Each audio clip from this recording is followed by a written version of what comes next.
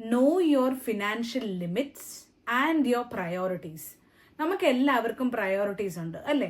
എന്ത് കാര്യത്തിന് എടുത്താലും നമുക്ക് പ്രയോറിറ്റീസ് ഉണ്ട്. നമ്മൾ ആദ്യം എന്ത് ചെയ്യണം, അത് കഴിഞ്ഞിട്ട് എന്ത് ചെയ്യണം, അത് കഴിഞ്ഞിട്ട് എന്ത് ചെയ്യണം നമുക്കറിയാം. ആദ്യം ആരെ നമ്മൾ കണക്കിലെടുക്കണം, അത് കഴിഞ്ഞിട്ട് ആരെ നമ്മൾ കണക്കിലെടുക്കണം, അത് കഴിഞ്ഞിട്ട് ആരെ കണക്കിലെടുക്കണം എന്നൊക്കെ നമുക്കറിയാം. ഇതിനെയാണ് നമ്മൾ പ്രയോറിറ്റൈസേഷൻ എന്ന് പറയുന്നത് അല്ലേ? അപ്പോൾ ഈ പ്രയോറിറ്റൈസേഷൻ നമുക്ക് പൈസയുടെ കാര്യത്തിലും വേണം. ആദ്യം ഞാൻ നേരത്തെ പറഞ്ഞ പോലെ ഒരു ലിമിറ്റ് ഉണ്ടാവണം എല്ലാത്തിനും. നമുക്ക് ചാരിറ്റിക്ക് ആണെങ്കിൽ ഒരു ലിമിറ്റ് ഉണ്ടാവണം.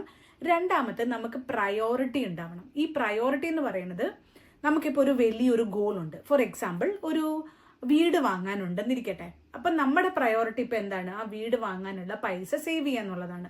അപ്പോൾ ബാക്കിയുള്ളത് എന്തായിരിക്കും? പ്രയോറിറ്റി കുറവുള്ള കാര്യങ്ങളായിരിക്കും. അപ്പോൾ ആരെങ്കിലും നിങ്ങളുടെ അടുത്ത് വന്നിട്ട് ചോദിക്കുകയാണ്, ഈ ആഴ്ച നമുക്കൊരു സിനിമയ്ക്ക് പോയാലോ? അപ്പം നിങ്ങൾ പറയാണ്, എടാ ഈ ആഴ്ച ഞാനില്ലടാ, എനിക്ക് വേറൊരു കാര്യത്തിന് പൈസ സേവ് ചെയ്യാനുണ്ട്, അപ്പോൾ ഇപ്പം സിനിമയ്ക്ക് പോകാൻ പൈസ എടുക്കാൻ ഉണ്ടാവില്ല. അപ്പോൾ ആൾ പറയും, ഓ അത് കുഴപ്പമില്ല, ഞാൻ എടുത്തോളാം. അപ്പോൾ പറയാ, വേണ്ട, നീ എടുത്താലും ഞാൻ എടുത്താലും അത് പൈസ തന്നെയല്ലേ, എന്നാലും ഞാൻ നിനക്ക് തിരിച്ചു തരേണ്ടി വരില്ലേ? നമുക്ക് വീടൊക്കെ ആയി കഴിഞ്ഞിട്ട് നമുക്ക് ആ സാധനം സിനിമ കാണാൻ പോവാം. നമ്മൾ എന്തായാലും അടുത്ത പ്രാവശ്യം അല്ലെങ്കിൽ വീട് വാങ്ങിച്ചു കഴിഞ്ഞാൽ നമുക്ക് എന്തായാലും ഒരുമിച്ച് പോവാന്ന് പറയാം. നല്ലൊരു ഫ്രണ്ട് ആണെങ്കിൽ എന്തായാലും ഇത് മനസ്സിലാക്കും.